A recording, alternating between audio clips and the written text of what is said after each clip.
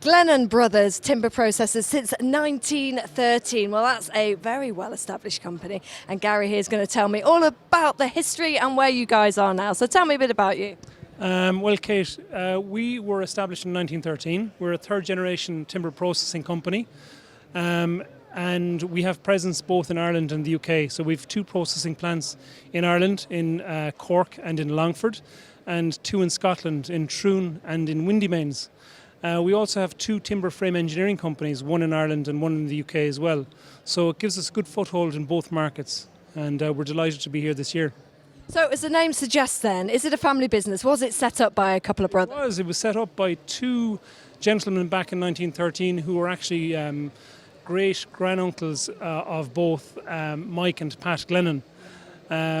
Both gentlemen came from Longford in Ireland, and one took over and set up a small sawmill in Longford, and then it was taken over by Pat and Mike's father, Paddy Glennon, and the two lads now are joint managing directors. So a lot of people within the organisation are with the company many years, and there's a deep-rooted tradition in that company. So yeah, it's a good Irish success story, and it's a nice story to have over in the UK in terms of the presence that we have here as well. Yes, and you've obviously got a great presence here, and it sounds as though it's got a wonderful family business feel. So you're not related at all, are you? No, I'm not related, no. Actually, I've just started with the company in February, actually. So it's been a steep learning curve, but a very enjoyable one as well. Okay, well, you can always marry into it, I'm sure, this time, yeah. So tell me how the timber processing market has changed over the years. Well, it's last year, obviously, there wasn't much supply due to lack of raw material in the industry, and this year, with relation to the economic changes with China and America, there's a lot of things happening. There's a lot of surplus timber in the industry, but there's always room for more innovation. More investment in the company. We're doing a lot of work over in Windymains at the moment. We're investing 14 million in Windymains at the moment.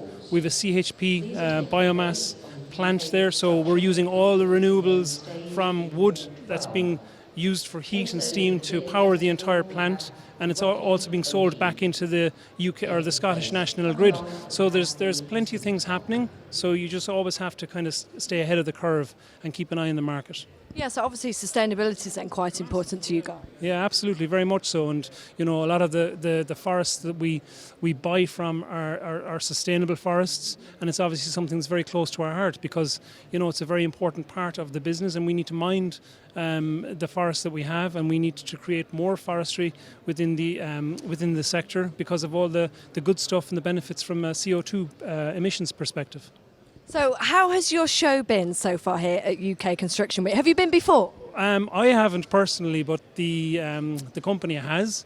But this is the highlight of the show so far, meeting you, Kate. Oh, well, thank you very much. I mean, I didn't tell him to say that. What can I say? Or if we get on too well, he won't be marrying into the company.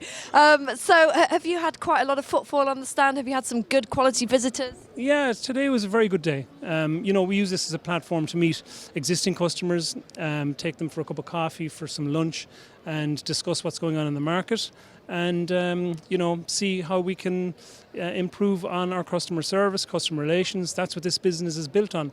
It's a commodity market.